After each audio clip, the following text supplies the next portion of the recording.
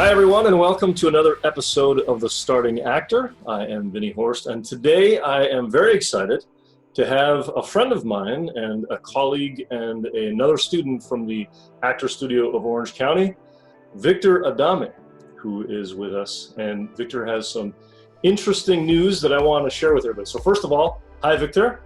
Hello, Vinny. How are you doing? I am doing well. Thanks for coming in today. Of course. Thanks for having me.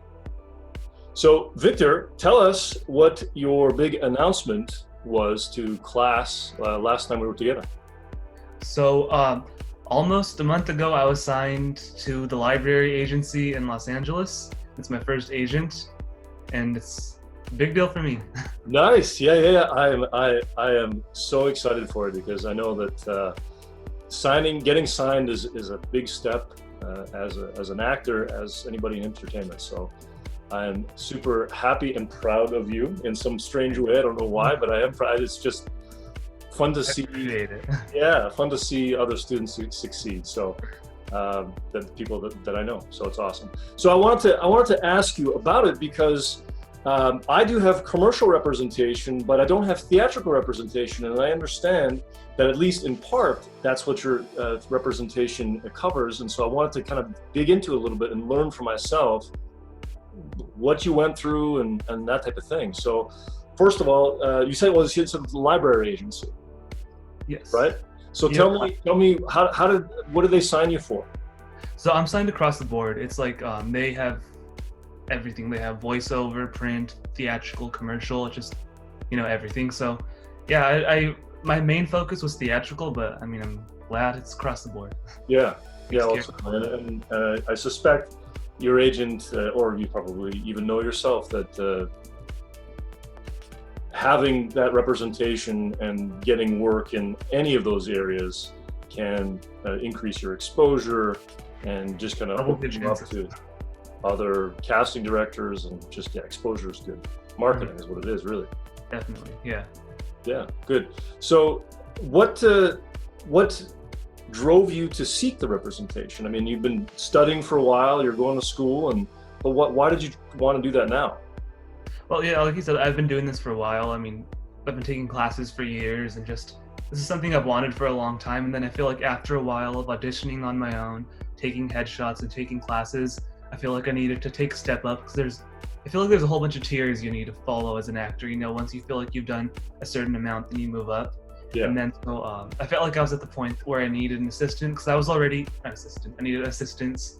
I was at a point where I was already getting auditions through Actors Access and all of that. And I just feel like having an agent would, like we said, significantly increase your chances of exposure and just help you get your foot in that door and make new connections. So I felt like it was the right thing to do. I felt like I was at that place. Good. Well, that's great. Yeah, it's definitely I'm not at that place yet personally. I mean, I feel like I still need to do some more work. So I know what you mean, that you kind of have to feel ready, right, to make that step. So you said you've been taking some classes. So I know that, of course, we go to school together, or we take classes together at the Actor Studio of Orange County. But I know that you also have you started school where else? So tell us a little bit about that. I am also a undergraduate student at the University of California, Irvine. For those who don't know, Zah or mascots and anteater.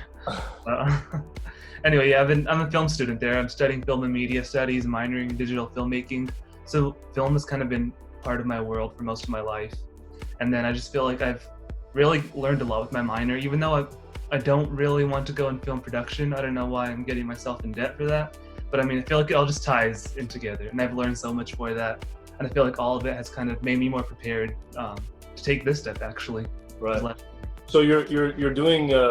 So is your eventual goal to be on screen or to be an actor, or do you want to participate in any and all aspects? Well, mainly I want to be an actor and screenwriter. Those are my main two goals. Those are the things I'm most interested in.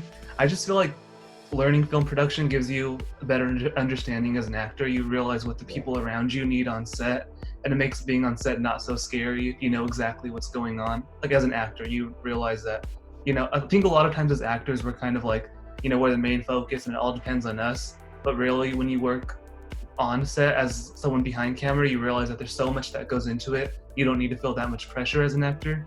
it's just more comforting to me. Yeah, no, that is a great, an excellent observation, and it's one that I made myself as I got some experience on set. We assume, I don't know if you use that word, but that's my word. We assume that as actors, we are the center of the universe. And yes, in the final product, we're the people whose faces are on the screen. But when you get on set and there's maybe on a small production, there might be 10 people, and then larger productions, there might be 30, larger productions for me. I mean, obviously the big Hollywood stuff, there could be 300 or 400 people. You're not the center of attention. Small portion of it, yeah. Small part in the cog, right? Yeah, exactly. So, that's interesting. Yeah, so you're studying to get more perspective for the entire piece. Okay, well, that makes sense. Okay, so what about the interview process? And so library agency signed you. That's the end result. But how did it get there? What's the story behind that?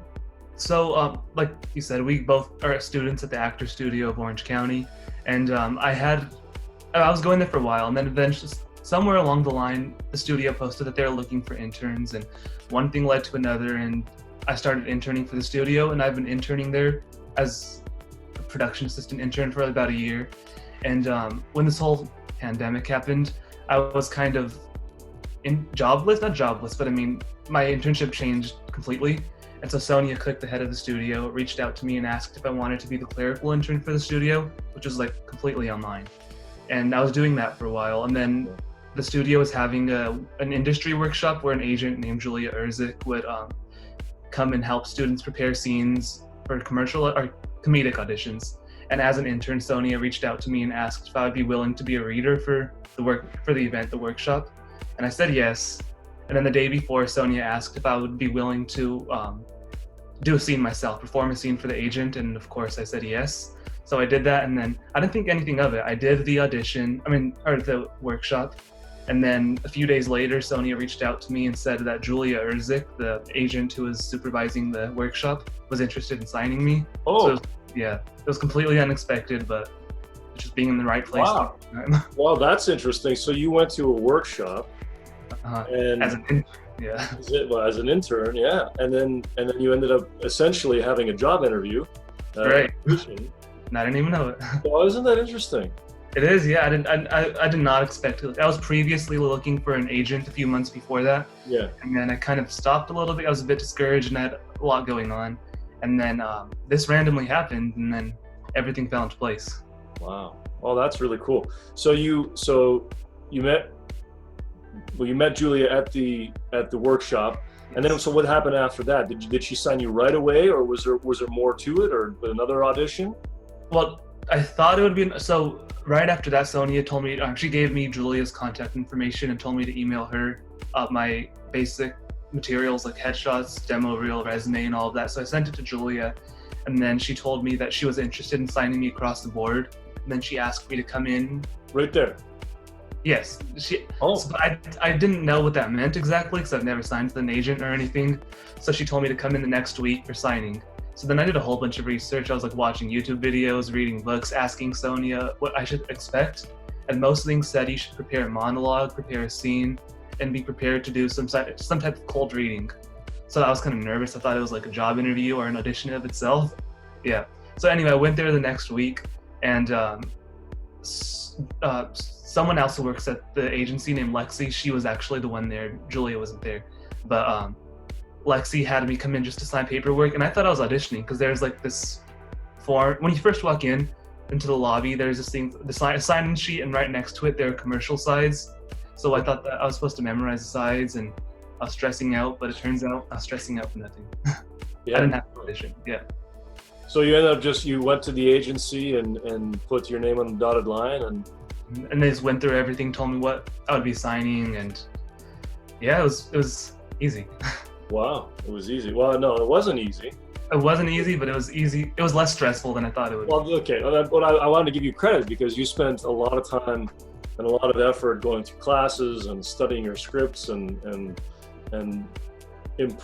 perfecting your craft so that you were ready for this unexpected job interview, and then you nailed it. So Right, I guess that's one way to put it. yeah, well, that's exactly what happened, man. I mean, congratulations. That's so awesome.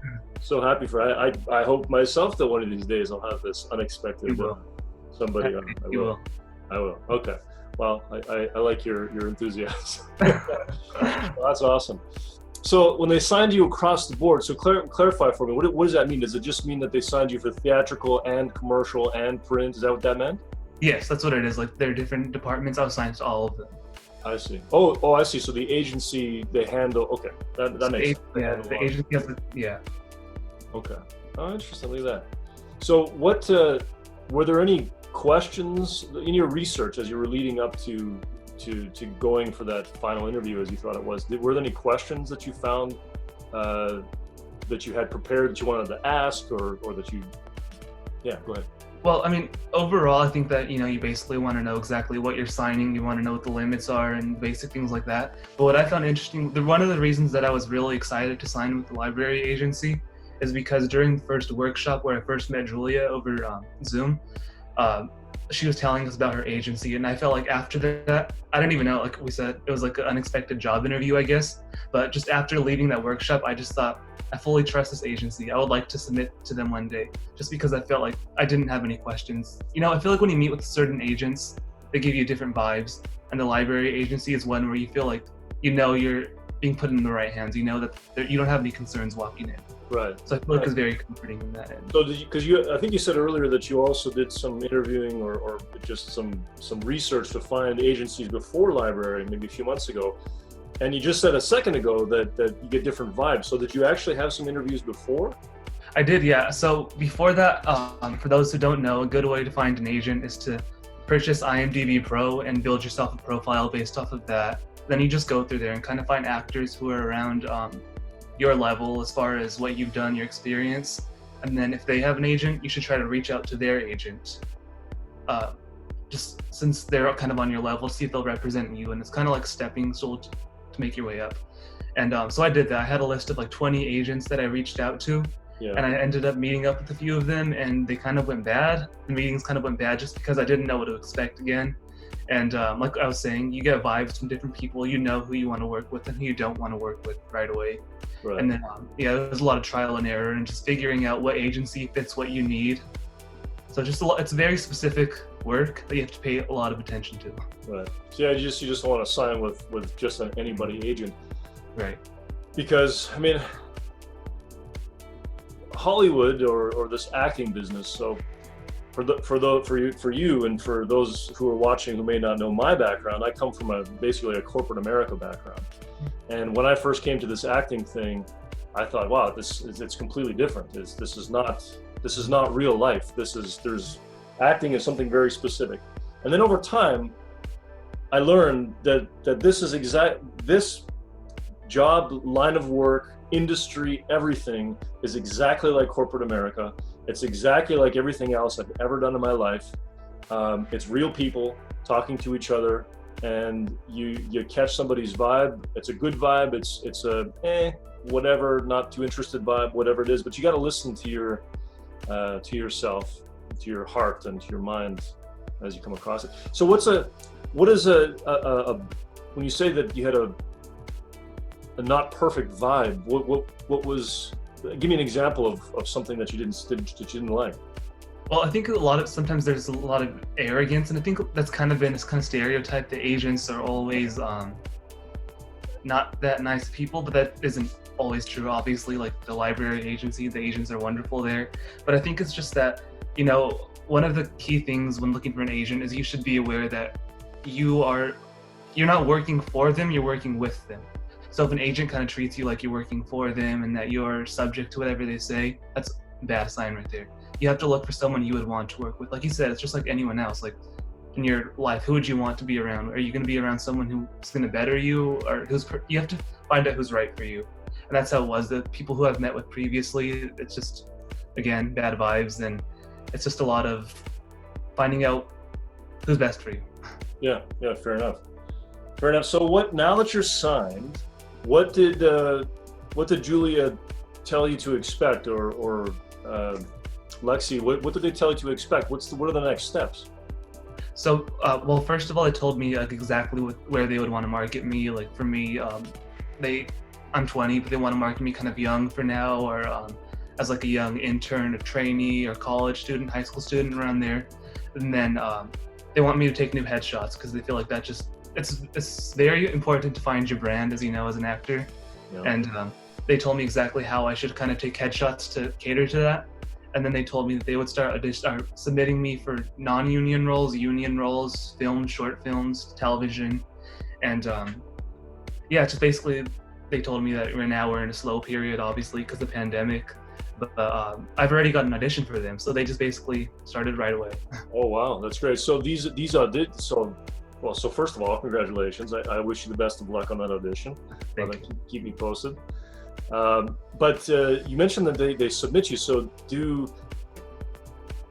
I am a member, and you're a member also of casting networks and maybe Backstage and Actors Access and all these other casting websites. Is your agency going to submit you to exactly those same opportunities? I mean, can you just do it yourself, or? Yeah, well, there are some, like you said, on Actors Access and those casting networks that we can submit to and agents can submit to, so they submit me to there. But there's also a website called Breakdown Express or something, Breakdown Services, which is only for agents. And as actors, we can't get to that. Agents are the only ones who have access to that. And even as far as like Actors Access, Casting Frontiers and all of that, agents have better relationships with the casting directors and the people putting them on. So there's a lot more credibility when you're submitted on behalf of them than when you self-submit. It's just like stronger submission. Yeah, that totally makes sense. So just to talk about that a bit, so the fact that an agent is submitting you, somebody who you essentially are paying to represent you, that you have the wherewithal, that somebody has chosen to represent you, that holds some weight.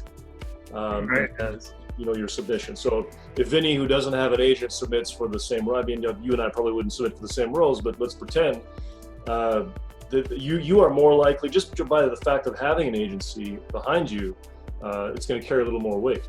Mm-hmm. Right, because that's kind of what's interesting about it. Like, when you reach a certain level in your career, an acting career, everyone's talented, everyone's at the same age. But then when it comes down to what connections you have, and just having an agent, it just puts you a step ahead of it. Yeah, and then that's the other thing, connections, right? These agencies are people that have been in the industry for some period of time, certainly a lot longer than me, and maybe even you. Right. And they know people in the industry. They know of opportunities that might exist for this production, for that production, for etc. Right? Or they just know people, and connections are always important. It doesn't matter what aspect of life it is, and Hollywood is no different. Right. So that's interesting. So what advice do you have for me as I begin I'm not ready, but when I do, what advice do you have for me to start? You mentioned IMDb. That's a great IMDb Pro. IMDb Pro. Correctly. So that's a paid something a year, yeah. Is that a paid subscription? It is. It's an annual subscription. You pay once a year, and then for that entire year, you have access to everything. You can see entire cast lists to any film. You can see every actor, their agent, their contact information.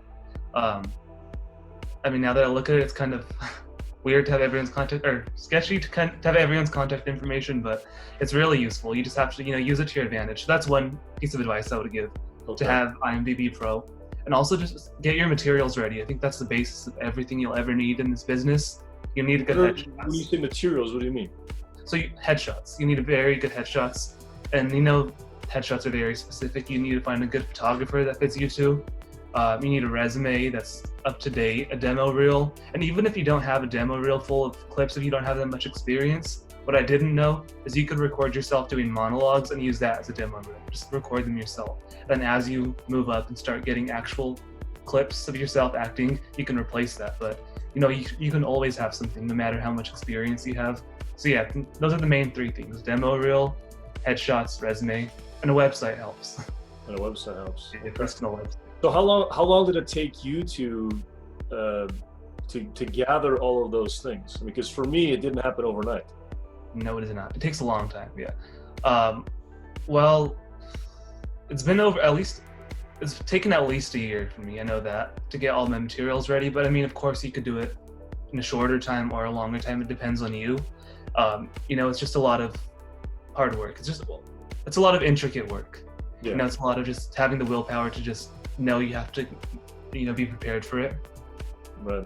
So that actually is an interesting question. So how long have you been doing this acting business, not business, but training, whether formally or informally, and thinking about acting, etc.? How long have you been doing that before you arrived at signing with an agent? Well, I mean, it's been one of those things that I've done since I was little, kind of. I mean, like home movies. I went to a few commercials or a few auditions when I was little, and I was in film programs in high school. But I didn't take it seriously until like my senior year of high school, which was like 3 years ago.